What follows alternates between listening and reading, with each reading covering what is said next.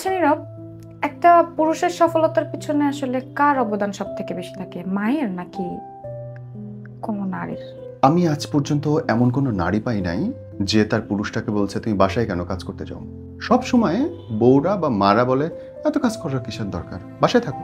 কোনোদিন কোনো সফল পুরুষের পেছনে কোনো নারী থাকে না। সফল পুরুষের পেছনে থাকে তার ছোট হওয়ার অপমান। একটা পুরুষ যখন ছোট থাকে, একটা পুরুষের যখন টাকা থাকে না, তার সমাজে কিচ্ছু থাকে না। ভাই অনেক বড় অফিসার, বোন অনেক বড় অফিসার, মা অনেক কিছু, বাপ অনেক কিছু, ঘোড়ার ডিম যায় আসে না ওই পুরুষটার জন্য। যতক্ষণ পর্যন্ত ওই পুরুষের পকেটে টাকা নেই, তার সম্মান নেই, তার লেভেল নেই, তার কিচ্ছু নেই। কোনো পুরুষ যখন এইটা বোঝে যে তার সফলতাই তার একমাত্র সংজ্ঞা, তখন গিয়ে একটা পুরুষ পরিশ্রম করতে শুরু করে, তার দুহাত ভরে আল্লাহ তখন সফলতা দেয়। তখন তার পেছনে 100টা মেয়ে দাঁড়ায় থাকে। তখন তার পেছনে তার মা বলে আমার ছেলে, তখন তার বউ বলে দেখছো আমার হাজব্যান্ড, তখন তার বোন বলবে আমার ভাই তো মাশাআল্লাহ।